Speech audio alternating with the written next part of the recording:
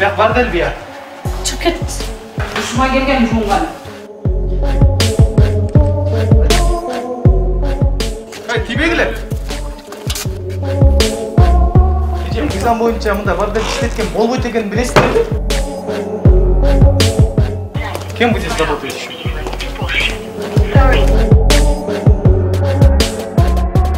Кыз болуп келгем, кыздын алдырган деп ушинтип айтып берет ал кызча.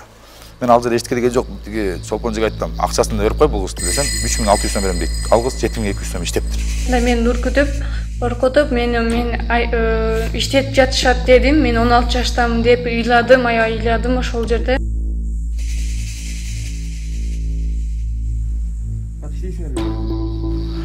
Жеке келди, эмне болду? Алар да тааныштар чыгып калды. Келди, эмне болду? Ушундай жаш жетелек кыз сатып атат, мына. Сен эмне кылып атасың? Бул жерде билесиң да, муну каяктан билесиң сен жаш жетелек? Документин көрдүң беле сен? Эмне кыласың сен муну? Кыз үчүн эмнени каалап атасың, айтчы. Ата-энеңди мен тааныймын деди. Эгер иштебесең, мен ата-энең жок кылып салам деди. Мен макул дедим, ошо кыздыгыма карабастан эле ата-энемди ойлодум. Могу кыздын акчасын берип коюп, андан кийин кетебиз, тынчелеп атам мен. Ага чейин кеттик, Роводого десең, Роводого либо жака барам мен. Бирок жаш жетелек ялын эле. Айсулуу деген. Фамилияң ким сенин вообще? Андан кийин ошол жерде мен бузулуп, ошол жерде иштедим 2 күн. Эки жактан көтөрүп жерге чапты. Артка салып берди, наушник менен басты дагы жерге, үстүнө бут менен тейлеп туруп тизеси менен. Экинчиси таксистти басты. Таксистти басты жерге. Мен айттым, таксиде күнөө жок десем, мен челекке чабып атат. Жабы оозунду сүйлөмө жок. Машинага отургуздум. Жанагы кыздар иштейт деген мейманканадан 50-60 метр өтпөй Ысык Ата район прокуратурасы жайгашкан. Эми азыр суроо туулат да. Кантип прокуратуранын кызматкерлери же болбосо мынакей бул жер алыс эмес жерде милициядагы бөлүмү бар. Кантип алар ушул мейманканада кыздар иштейт экенин билбейт деген суроо туулады баягы киргенде. Ичинде кардар айтты. Ооба, мен бул кыз менен жаттым, жада калса ошол баасындагы айтып берди. Ал эми бул жактагы администратор мен деген эжелер бизге келди, мынакей эшигин жаап, бул жакта эч кандай бар деле эмес. Бул мейманканада чыталы эми 102-ге чалып биз бул чакырымда каттаттык, бирок алар ушул 1 сааттын ичинде же болбосо 1 мүнөттөн кийин гана милиция кызматкерлери келет деп айтышты.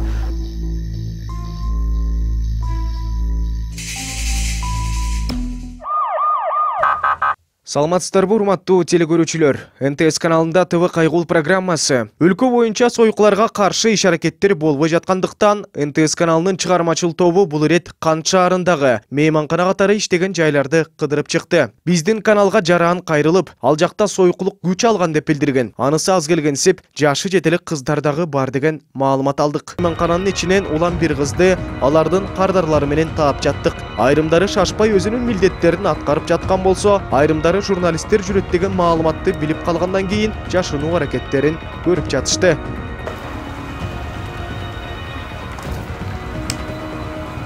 Бияктан эмне болуп атасыздар? Ия.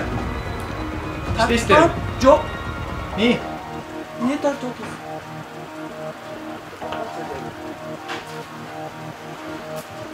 Биякта иштейт турбайсыздарбы үчүңүз? Жок. Не? Не кылып атасыңар?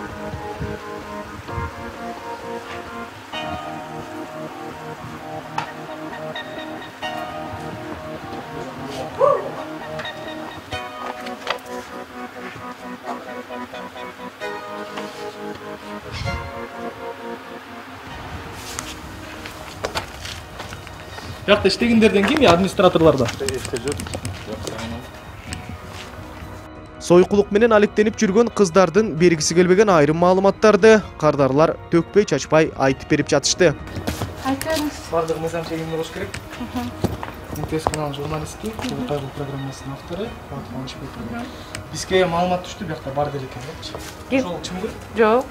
Ия. Жок. Биякта кыздарыңыз жүрөт го, айтты го кыздар. Кыздар айтып берет. 650 сомдон ушундай иштейбиз деп.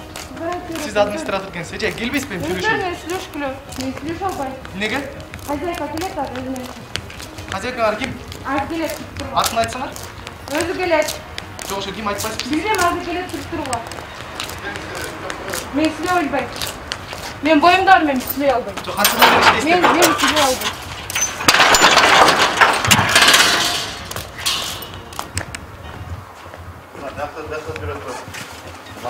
Биякта бирөөсү отурат. Нече күн келген дейт биякта? İşte ben жигит менен жүргөм.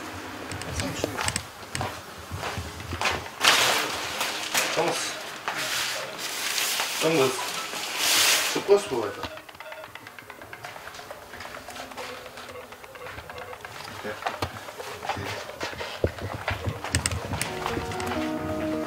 Касың кумчка.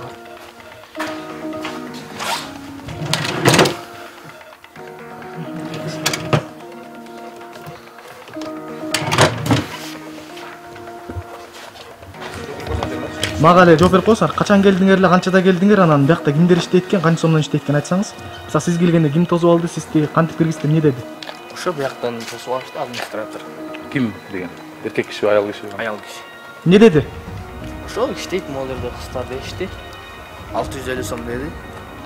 Канча кыз иштейт экенин айткан жок эми киши. Где-то бир 4 ушундай деп атышты да. 3 кыз. Бул жакта негизи бар делкен көптөн бери билчү белеңиз? Билчим ооба. Сизчи? Билгем. Сиз канчадасыз? 19. 19-та, э? Бияк бар делкен канчадан бери билесиз? Көбү эле билем. Көптөн бери канча? 5 ай, 1 жыл, 2 жыл. Канча сом дешти биякта, сизди ким тосуп алды? Ошо бир администратор аял тосуп алды. 650 сом. Кыздар сойкулук менен алектенет деген маалыматты тастыктап алган соң 102 кызматына чалып кабар бердик. Ошентип 18 мүнөттө милиция кызматкерлери дагы жетип келишти.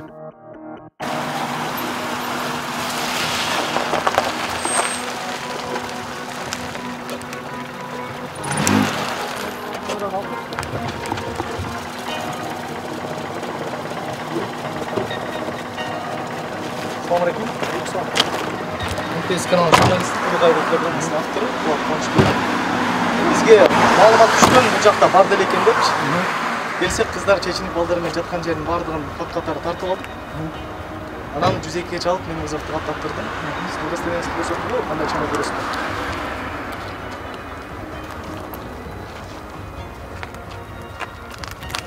Инспектор Курманбек Сексенбаев. Лейтенант милиции Сексенбаев Данияр, жұмыстыр.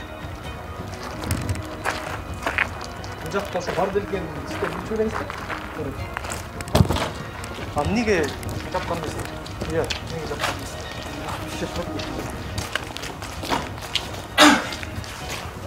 Бал делген эмес бул? Эс алчу, гостиница бар экен билесизби? Жок, биякта ошо балдар показания берип атат. Бар делген, мен 650 сомдон саатына кирдик. Анан ушул бул жакта кыздар иштейт экен депчи.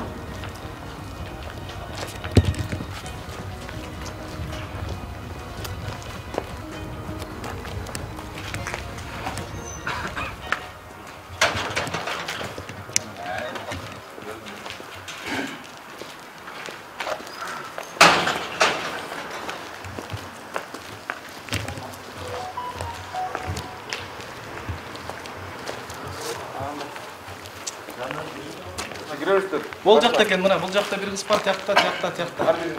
Сойкулук менен алектенген кыздар болсо бөлмөлөрүнө кирип эшиктерин жаап алышкан. Милиция кызматкерлери биздин чыгармачыл топко силер эмне үчүн администраторду коюп бердиңер деп сурак кое башташты. Тартип сакчылар ары бери басып, ар кайсы кишилерге чалып, бизден түшүнүк кат алгандан башка эч нерсе кыла алышкан жок. Мына ушундай кайдыгерликтен улам сойкулук гүлдөп жатат деген ой баштан эч кетпейт.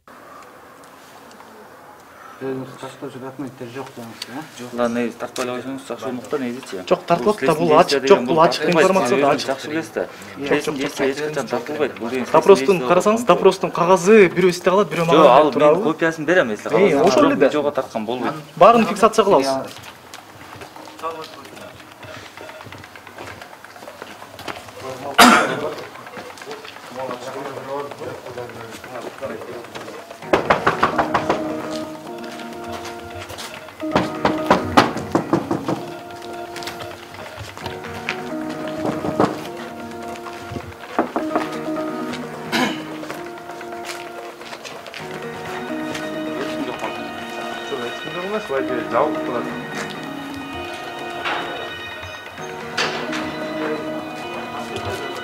Бир аздан соң колуна документтерди көтөрүп алып, эч кандай тийиштүү формасы жок, аял киши дагы жетип келип, мен милиция кызматкеримин деп жатты.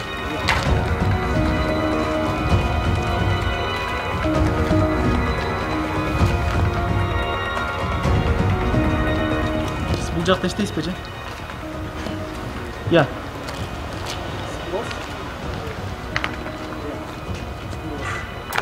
Уден. Үйден неместі көрсек болады документіңізді? Ничего снимать. Честно, место имеем право. Можешь прочитать хотя бы с камеры?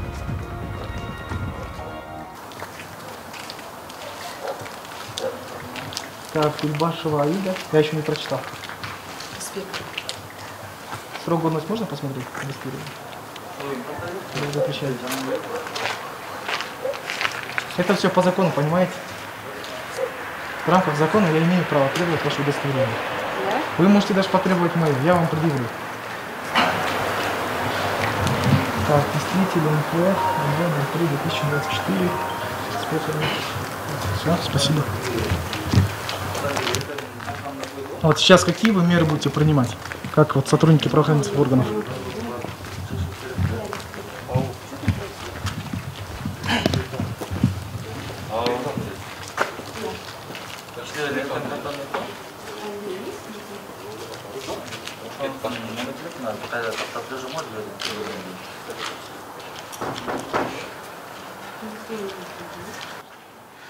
Жанагы кыздар иштейт деген мейманканадан 50-60 метр өтпөй Ысык район прокуратурасы жайгашкан. Эми азыр суроо туулат да кантип прокуратуранын кызматкерлери же болбосо мынакей бул жер алыс эмес жерде милициядагы бөлүмү бар.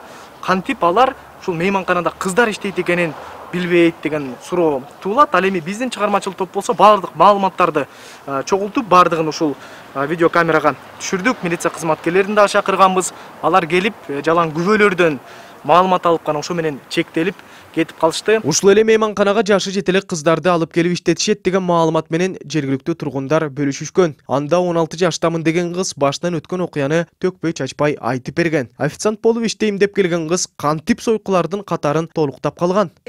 Саламатсыздарбы? Менин атым Бегай. Мен Мадина базарда жумуш издеп жүрсөм, ошол жакта бир эже мага жолугуп калды.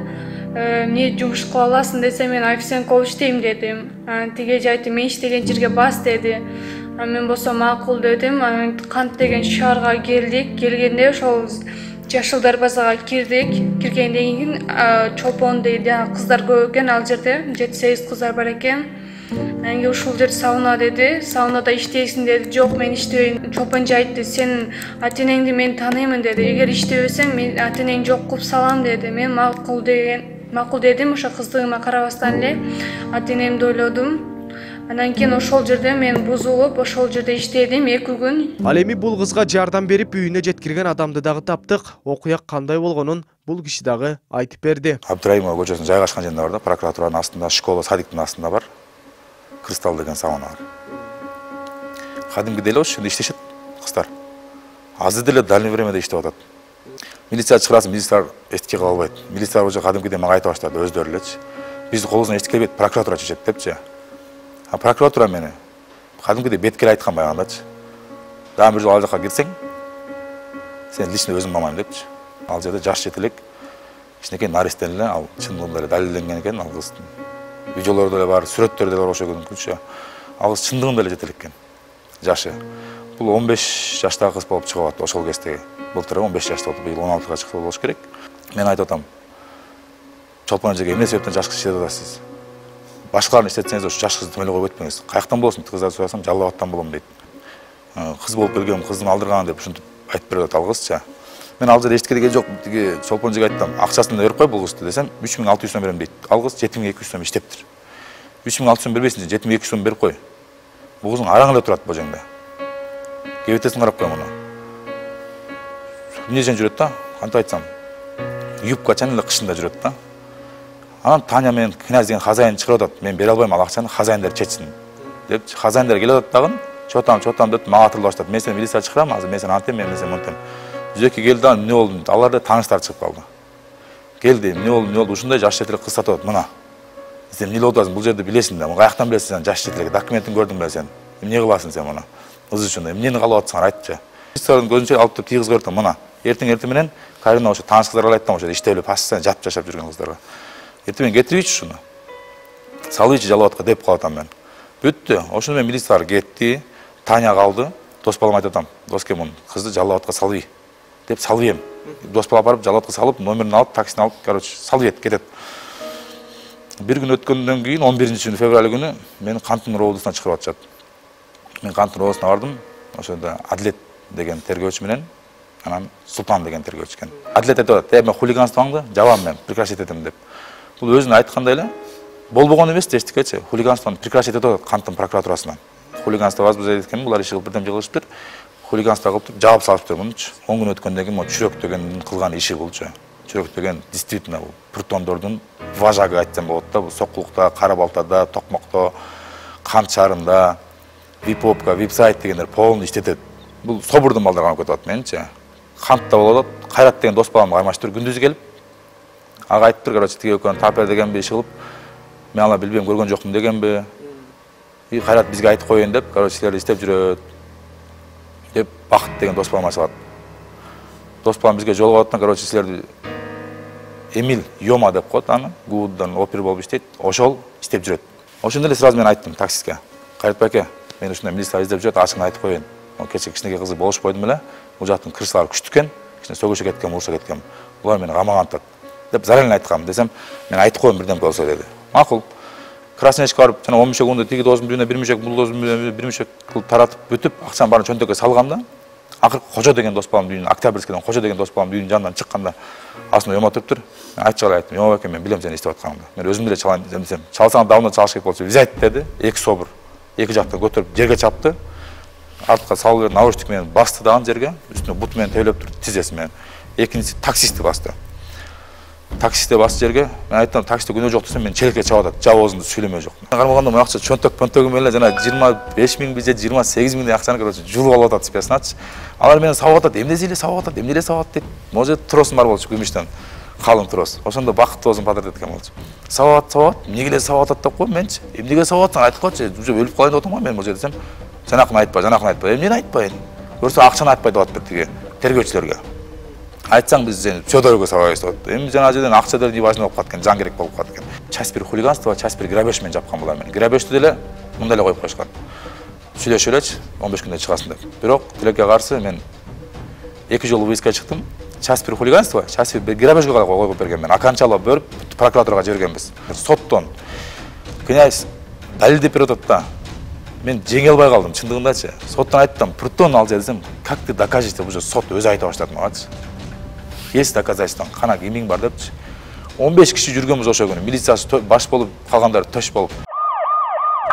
Ошентип жергиликтүү тургундар дагы бир мейманкананын дарегин беришти. Ал жакта 2-3 кыз сойкулук менен алектенет деген маалыматты алдык. Бизди тосуп алган кыз чыгып кеткиле деп ТВ Кайгул программасынын чыгармачыл тобуна бут тосуп жатты. Бирок көздөгөнү ишик ачкан жок. Кардарды дагы, кызды дагы таптык.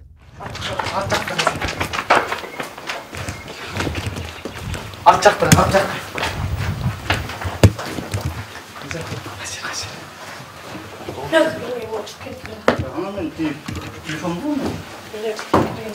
Çıkıp geldiniz abi. Бияк бар дел бия. Çıkıp geldiniz.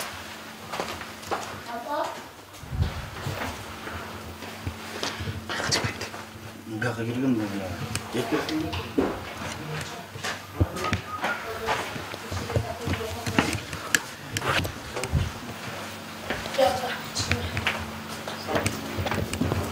Кара.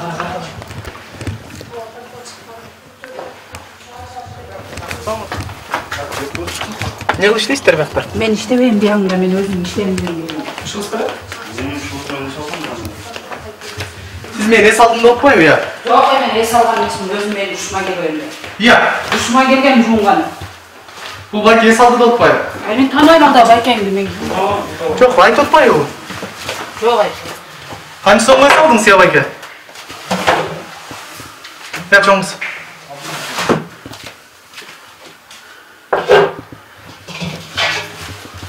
Çıkırsan da ya. Bayakta ne olur? Hani işliyor o. Gel dedi ki bak tuttunuzlar. Gel. Bayke, siz bir hakikaten ne saldınız ya? Hani sonunda işte yaktan niye ketmediniz? O yakta iştelbeydim, onu iki canağının. Açsanız? Кыздар менен эс алдым, жанагы жаңы эле кыз мененчи. Канча сом деди? Ким айтты сизге? Так ошондо бордель болуп атабы, э? Бар дед болгон жок. Чоңган көрсөттү кыргызда. Дос балдардан уккам мен. Дос бала алып таштап кеткен менчи. Эже бияк бордель деп атпайбы? Ой, бар дед эмес ба? Жок, айтып атпайбы биякта киши? Жанагы эме жакшы болуп жүргөн алдагы эл сүйлөп дейди болот. Бул маалымат менен 102 кызматынан чалып бөлүштүк, бирок тартип сакчылар келишкен жок. Бул жайдагы бир чоңдуку болуш керек деген ой жаралат. Бизге айттырбай эле мындай жайларды милиция кызматкерлери жаап койсо болмок. Бирок тартип сакчылардын жумушун аз күндө журналисттер жасап калат окшойт. Мынакей биз дагы ошол Кант шаарындагы Дмитриевка айылына дагы келдик. Бул жакта ошол жергиликтүү тургундардын айтымында бул жакта дагы бордель иштеткен адамдар бар экен. Ал эми өзүңүздөр көрдүңүздөр, баягы киргенде ичинде кардар айтты. Ооба, мен бул кыз менен жаттым, жада калса ошол баасын дагы айтып берди. Ал эми бул жактагы администратор мен деген эжелер бизде бир келбей, мынакей эшигин жаап, бул жакта эч кандай бордель эмес, бул мейманкана деп айтышты. Ал эми 102-ге чалып биз бул чакырымда каттаттык, бирок алар ушул 1 сааттын ичинде же болбосо 1 мүнөттөн кийин гана милиция кызматкерлери келет деп айтышты. Алар ушул башка чакырылды экен.